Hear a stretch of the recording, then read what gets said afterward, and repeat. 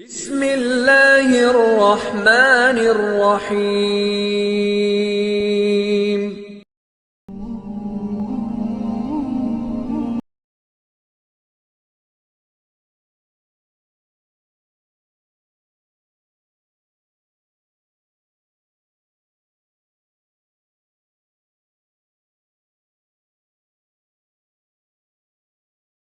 விதவிதமான எடுத்துக்காட்டுகளை கொடுத்திருக்கின்றோம். அவர்கள் விழிப்படைய வேண்டும் என்பதற்காக. விவசாய பூமியில் வாழும் இந்தியர்கள் தம் நினைவில் என்றென்றும் வைத்திருக்கும் ஒரு பிராணி பசு போன்ற கால்நடைகள். பசு நமது நாட்டில் அன்போடு வளர்க்கக்கூடிய ஒரு பிராணி. பசு இருந்தால் பால் கிடைக்கும், அதன் மூலம் தொடர்ச்சியாக வருமானமும் கிடைக்கும். எனவே பசு வீட்டின் ஒரு அங்கத்தினராக வளர்க்கப்படும் ஒரு ஜீவன். பசு தான் வளர்கின்ற வீட்டினுடைய மொழி அறிந்து அதனை புரிந்து செயல்படும் காட்சிகளை அன்றாடம் கிராமங்களில் பார்க்கலாம். ஒரு வீட்டில் பசு நோய்வாய்ப்பட்டால், பால் கொடுப்பது குறைத்து கொண்டால், தன் வீட்டு பிள்ளை நோய்வாய்ப்பட்டது போன்ற ஒரு உணர்வு அந்த இல்லத்தார்களுக்கு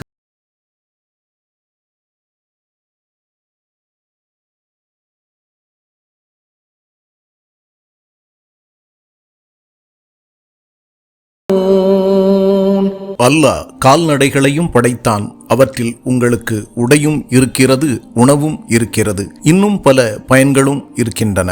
என் பேர் ஆனந்த். நான் பிறந்ததுலேருந்து பால் வியாபாரம் பண்ணேன். எங்கள் அப்பா பண்ணிகிட்டு இருந்தார், அதுக்கப்புறம் நான் பண்ணிகிட்ருக்கிறேன். எனக்கு 9 வயசுலேருந்து இதில் பழக்கம் இருக்குது. இப்போ எனக்கு 42 வயசு ஆகுது. இது வரைக்கும் இதன் தொழில் தான் இருக்கேன். என்னுடைய வாழ்க்கைக்கு முன்னேற்றத்துக்கு இது கொஞ்சம் உறுதுணையாக இருக்குது. காலையில் எழுந்து வேலை செஞ்சு பால் உற்பத்தி பண்ணி அது வீடுகளுக்கு தரமான முறையில் நாங்கள் விளைய வைக்கிறோம். கொடுத்துட்டு அதுக்கான மாதம் எனக்கு ஒரு சம்பளம் மாதிரி அது வந்துகிட்டே இருக்கும். அது நம்ம வீட்டில் ஒரு என்ன அண்ணன் தம்பி மகள் அந்த மாதிரி, அம்மா, பசுமாடு, எருமை மாடு. இப்போ நான் வரேன்னா இவர் தான் நம்ம முதலாளி, நமக்கான ஓனர் அப்படின்னு தெரியும். வேறு யாருன்னா வந்தாக்கா ஒன்றும் பயப்படும், இல்லைன்னா தாக்க வரும். அதுக்கு முதல்ல சந்தேகம் வரும், யார் என்னன்னு சந்தேகம் வரும். சந்தேகம் வரும்போது அது பயப்படும், இல்லை தாக்கும். எதனா ஒரு விதத்தில் அதை எதிர்ப்பு தெரிவிக்கும். சத்துன்னு பார்த்தீங்கன்னா எருமை பால் பசும்பால் 2 இப்போது வயசானவங்கன்னு கேட்டிங்கன்னா ஜீரணிக்கணும், சீக்கிரமாக ஜீரணிக்கணும் பசும்பால். இப்போ இளைய தலைமுறை கொஞ்சம் இடகாத்திரமாக இல்லாமல் நெளிஞ்சிருக்காங்கன்னா அவங்க எருமை பால் சாப்பிட்லாம். பசு அப்படின்னு நம்ம கேள்விப்படும் போதே பசும்பால் தான் நமக்கு ஞாபகம் வருது. அந்த பசும்பால் இயற்கை தந்த முழுமையான உணவு அப்படின்னு நமக்கு தெரிஞ்ச ஒரு உண்மை. அது complete nature's most complete food அப்படின்னு நம்ம சொல்கிறோம்.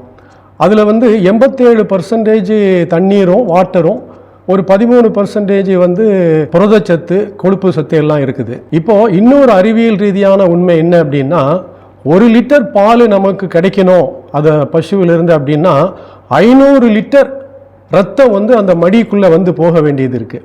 அது ரொம்ப ஆச்சரியமான விஷயம். பசுவினுடைய இடையில 1 கிலோவுக்கு 55 ml தான் ரத்தம் இருக்குது அப்படின்னு நம்ம அறிவியல் ரீதியாக தெரியுது. அப்போ அதில் பார்த்தீங்கன்னா ஒரு 300 கிலோ எடையுள்ள ஒரு பசுவினுடைய ஒரு உடம்பில் மேக்சிமம் பார்த்தீங்கன்னா ஒரு 16-17 லிட்டர் ரத்தம் தான் இருக்கும்.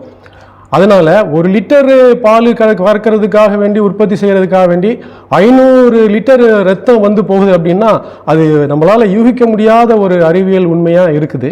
அது எப்படி வடிவமைக்கப்பட்டு இருக்கு அப்படின்னா, ஒரு 9-10 இரத்த குழாய்கள் இந்த மடியில் போகுது. அதனுடைய கேப்பிலரிஸு, மைன்யூட் பிளட் வெசல்ஸு, அது எல்லாம் இந்த ஆல்வியோலை மேலே படர்ந்து பிணைஞ்சு இருக்குது. ஸோ அப்படிங்கும் போது அந்த ஆல்வியோலை இந்த ரத்தத்தில் வர்ற அந்த ஊட்டச்சத்துக்களை எடுக்கிறதுக்காக வேண்டி அது விடாமல் இயங்கி கொண்டிருக்கிறது. அதுதான் அந்த படைப்பினுடைய மிகப்பெரிய ஒரு ஆச்சரியமான விஷயம்.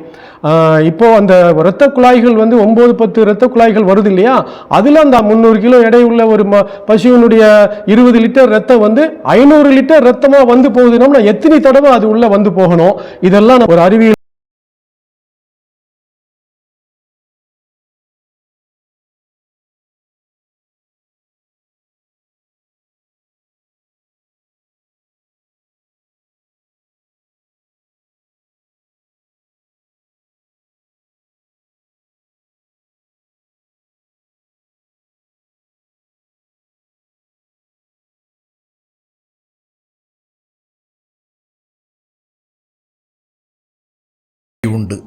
சாணம், இரத்தம் ஆகியவற்றிற்கிடையே அவற்றின் வயிற்றிலிருந்து தூய்மையான பாலை உங்களுக்கு நாம் புகட்டுகின்றோம்.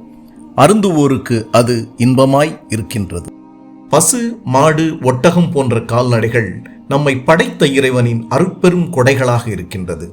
மனிதன் வாழ்வதற்காக, மனிதனுக்காக சேவை செய்ய அவைகள் இருக்கின்றன. பசு இறைவனின் படைப்புகளில் ஒன்று.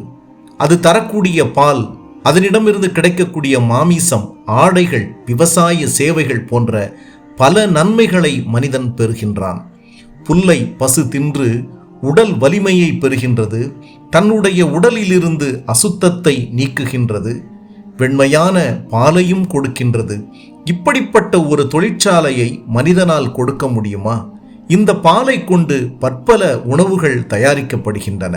பசுவின் உடலில் சாணி, இரத்தம் இடையே வெண்மையான பால் வருவதை சமீப காலத்தில்தான் மனிதன் அறிகின்றான்.